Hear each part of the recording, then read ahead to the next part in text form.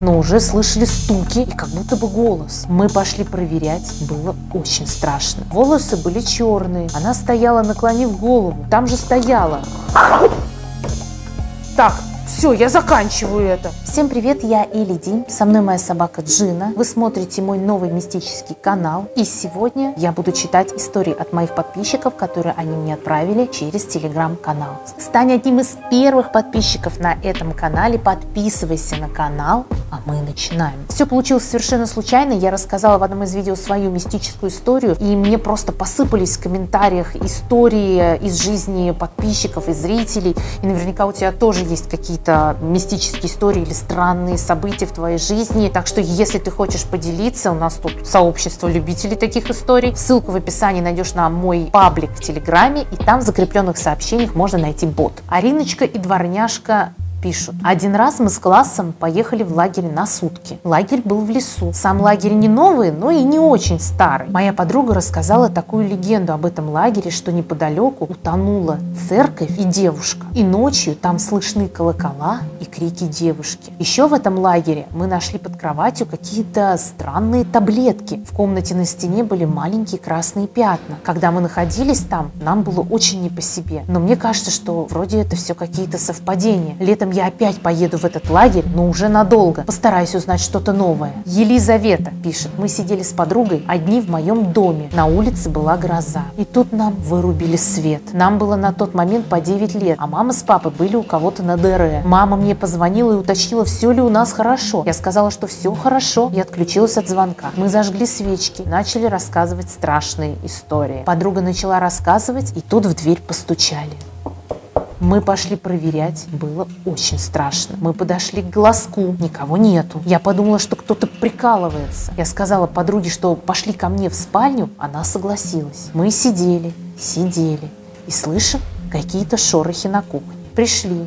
Никого и ничего нет. Мы свалили это все на мышей. Мы опять пришли в спальню, сидели, болтали. Было ощущение, что кто-то смотрит на меня из темноты, но я забила на это. Теперь у меня были ощущения, что кто-то дышит на меня и смотрит. Я сказала это подруге, и она сказала, я думала, мне одно это кажется. Тогда мы насторожились. У нас от свечей был свет. Я смотрю на освещенную стену и вижу какую-то отдаленную тень. Тогда я испугалась не на шутку. Подруга тоже заметила эту тень. Это было вот так. Мы сидели, смотрели на освещенную стену. С подругой увидели маленькую тень, которая быстро скрывалась. Мы испугались, забились в угол и сидели там до прихода родителей. Но, слава богу, родители пришли быстро, и мы им эту историю рассказали. Они были удивлены. Этот день никак не дает мне покоя. Мне сейчас 16 лет, но мне тогда было очень страшно после этого оставаться одной. Некий смайлик отправляет. Иногда ко мне приезжает двоюродная сестра с ее папой, они живут в Москве. И мы все вместе ездим на дачу, жарим шашлыки, отдыхаем. На первом этаже находится комната моих родителей, ванна, кухня и еще комната.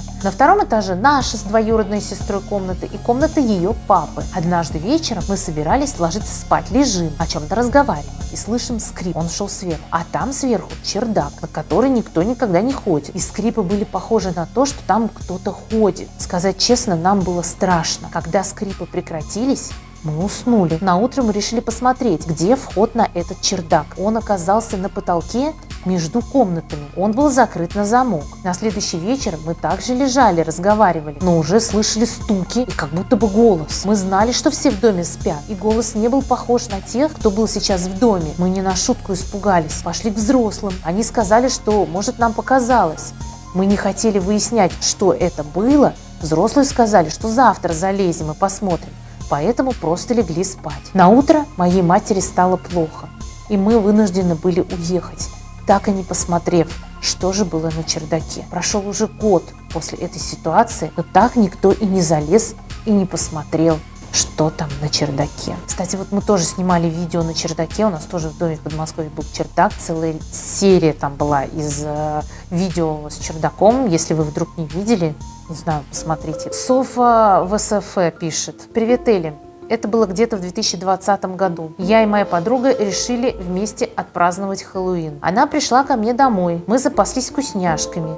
Потом начали делать мейкап в стиле Пеннивайза. Потом смотрели фильм «Оно». Дело подходило к вечеру. Я предложила вызвать духа Чарли Чаплина. Вот это олдскул, да?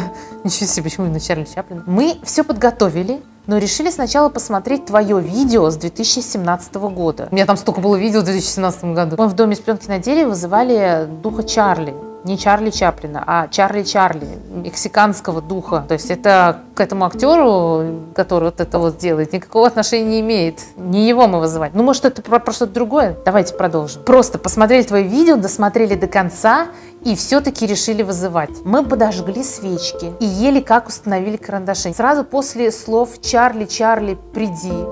Чарли Чарлина, это Т9 ошибся. Чарли, просто Чарли, а он второй раз Чарли Чаплина почему-то. Короче, это Т9, ребят. Сразу после слов «Чарли, приди».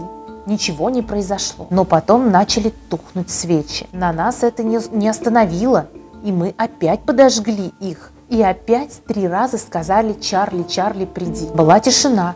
Мы сидели, ничего не происходило, но потом тыква, стоящая возле меня, видно, хохлынская, просто упала.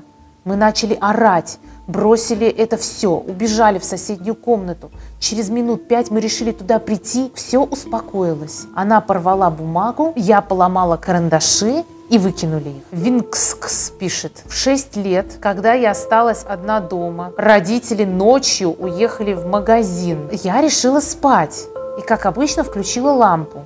Легла. Около 3 часов ночи я проснулась от какого-то присутствия рядом со мной. Я открываю глаза и вижу, как у меня моргает лампа. Но и я не придала этому никакого значения. И потом через 5 минут лампа не перестает моргать. И я на 1 секунду замечаю рядом с ней кого-то маленького. Я не на шутку испугалась, выбежала из комнаты, вспомнив, что родителей нет дома. Я решила успокоиться и включила везде свет. Включила свет на кухне. Села за стол, и тут слышу, как что-то падает и разбивается. Я подскочила и спряталась под стол. И либо мне показалось, или это было реальностью, но перед дверью кто-то стоял и исчез. Я вылезла из-под стола и заплакала. Было очень страшно. Минут через 15 приезжают родители. Я, конечно, им рассказала эту историю, но они мне не поверили. Кстати, хочу рассказать коротенькую историю свою. Джин, повернись, пожалуйста, ко мне. Послушай меня, пожалуйста, и вы послушайте. Короткая, но очень емкая. Однажды мне было где-то, наверное, лет 14. Да, лет 14 мне было. Я ночью проснулась от какого-то ощущения такого, как будто мне нужно проснуться, какого-то встревоженного. Представляете, я открываю глаза, и первое, что я вижу, у меня был сотовый телефон, он, лежал, заряжался с зарядкой, и розетка была, такая, ближе к полу, напольная такая розетка, и я ставила прямо на полу около этой розетки заряжаться телефон на ночь. И, представляете, первое, я открываю глаза, и первое, что я вижу, что у меня эта зарядка сверкает. Я проснулась именно в тот самый момент, когда что-то начало происходить с моим телефоном. Сверкала эта зарядка прямо у основания телефона. То есть были искры такие. И я прямо их видела. Я сначала подумала, что мне кажется, что я еще сплю или что-то. Но через какое-то время, я поняла, что это правда, что это реальность. Я подбежала, схватила кофту, которая лежала там рядом, моя кофта была. Я схватила и через эту кофту выдернула из розетки штекер, и перестало сверкать. Телефон не испортился, ничего, все с ним было ок, он потом недолго прослужил. Но меня удивило то, как я проснулась в такой экстренный момент. Ведь мог бы быть пожар. Но я, проснулась, рили. На канале Элиди уже вышло как минимум 2 видео с моими историями из моей жизни, тоже очень, очень страшными, именно мистическими. Если вы вдруг их не видели, потом посмотрите. А сегодня там тоже вышло новое видео, первая часть истории от моих подписчиков, страшные истории. Короче, там есть что посмотреть, если что-то пропустили, можете потом наверстать. Кристина мне пишет: привет, у меня есть история. Лет 5 назад глубокой ночью раздалось 4 коротких звонка в дверь. Я проснулась, разозлилась и не стала открывать. Я никого не ждала. На вторую ночь кто-то снова позвонил 4 раза. Я выглянула в глазок. За дверью никого не было. Днем я рассказывала эту историю и пошутила, что, наверное, смерть ошиблась дверью. На 3-й вечер ко мне зашел знакомый, засиделся допоздна. В дверь снова позвонили, но я сделала вид, что ничего не заметила, чтобы проверить, может, у меня галлюцинации. Но он все прекрасно услышал и после моей истории воскликнул: ну-ка разберемся с этими шутниками, и выбежал во двор. В ту ночь я видела его последний раз. Нет, он не исчез, но по дороге домой Его избила пьяная компания. Он потом скончался в больнице. Звонки прекратились. Я вспомнила об этой истории, потому что ночью услышала 3 коротких звонка в дверь. Мурчащий огурец присылает историю. Привет, Эля. Хочу рассказать историю, которая произошла летом 2020. Было это вечером. Я сидела у себя в комнате. Ко мне зашла мама и сказала, что к ней приехала подруга со своей дочкой. Мне нужно было погулять с той девочкой. Я переоделась. И мы вышли из дома. Идти далеко смысла не было, уже темнело, а эта девочка могла в любой момент уехать. Поэтому мы просто ходили по моей улице туда-сюда и разговаривали. На моей улице есть 5 поворотов, которые ведут на другие улицы. Тогда мы с той девочкой решили пойти на одну из них. Но как только мы повернули, мы увидели девочку с велосипедом. Она находилась в конце улицы. Велосипед стоял на обочине, а девушка стояла посреди дороги. Она была в каком-то белом платье или в чем-то белом, напоминающем ночнушку. Волосы были черные. Она стояла, наклонив голову, и совсем не шевелилась. И всю эту картину подсвечивал уличный фонарь. Выглядела жутковато. Очень напоминала девочку Самару Морган из фильма «Звонок». Мы с той девочкой, с дочкой подруги, решили подойти чуть ближе. Солнце совсем село. Девушка не двигалась.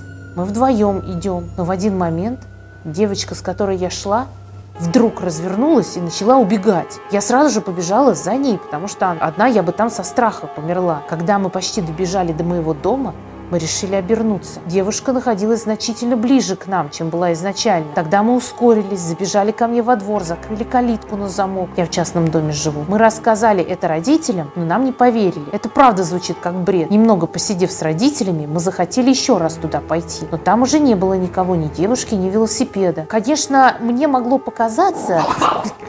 Блин, что это такое, Джина? Ты что, вообще, что ли? Джин, ну это просто какая-то в тебя вселилась, и я даже не знаю, кто Джина. Конечно, это могло мне показаться, я бы так и подумала, если бы я была там одна, но двоим показаться одинаково не может. Я до сих пор не знаю, что это было. Тася пишет, история произошла в 2021 году. Мы с семьей переезжали тогда в новый дом. Он был очень красивый, большой, ухоженный. В этом доме было 2 этажа и чердак. На чердаке лежали вещи хозяина. Сейчас упадешь со стола, Джина. Дом был как особняк, прям похожим. Он был с мебелью, современный. Мы въехали через день после покупки, начали обустраиваться. У меня была большая красивая комната, но одно меня смущало. В углу комнаты стояла маленькая тумбочка. От нее вечно доносился ужасный скрежет. Я не придавала этому значения, просто показалось. Наступает ночь. После ужина мы разошлись по комнатам, я присела на свою кровать, включила телевизор, который стоял в комнате. Он не включался, я не поняла, почему. Моя гирлянда работала, да и в комнате у брата горел свет. Я пошла спросить у папы, что это такое. Он пришел, разобрался. Оказывается, там нет розетки, он не был подключен. Еще раз повторю, это не наш телевизор. Это была плазма, которая осталась от хозяина. Я легла спать. Через 10 минут, когда я постепенно погружалась в сон, я снова услышала этот скрежет. Я поднялась с кровати и подошла глянуть. Я открыла тумбочку. Там ничего не было, кроме моих красок. Я закрыла ее, и скрежет прекратился. Плюнула на это все и легла спать. Но вот заснуть у меня не получалось. Чувство страха, я еще паникерша, подумала, что там какой-то монстр. Короче, было страшно. Это продолжалось 10 минут, пока я не легла в отбой. Я уснула. Проснулась я ровно в 3 часа ночи от того, что меня кто-то подозвал шепотом. Звук доносился из тумбочки. Мне было все равно. Смахнула все на тупой сон. Утро. 10 часов утра. Родители уехали к бабушке на неделю. Брат вместе с ними. Я не боюсь оставаться одна дома. Но тогда, когда я задумалась о ситуации в ночи, я конкретно испугалась. Прошло 5 дней до приезда родителей, 2 дня. Я уже соскучилась. Я пила чай, как вдруг слышу, будто кто-то ногтями по двери входной водит. Я подошла, посмотрела. Никого не было. Подумала, показалось. Но когда я повернулась в углу холла, мне показалось, будто бы какая-то женщина в черной шляпе, в очень большой. Я протерла глаза, ничего не изменилось, но она все там же стояла. Так, все, я заканчиваю это. У меня закрылся бот даже. Закрылся, теперь эту историю не найду. Я дернулась, телефон отлетел, все закрылось. Но она просто реально почему-то очень жестко реагирует, вот когда я, читаю страшные истории. Джин, ты меня узнаешь? Если вы ждете еще страшных историй на этом канале и других мистических видео, ставьте лайк под этим видео, пишите ваши комментарии, ваши вопросы, будем общаться в комментах. Подписывайтесь на канал и увидимся в новых роликах. Пока!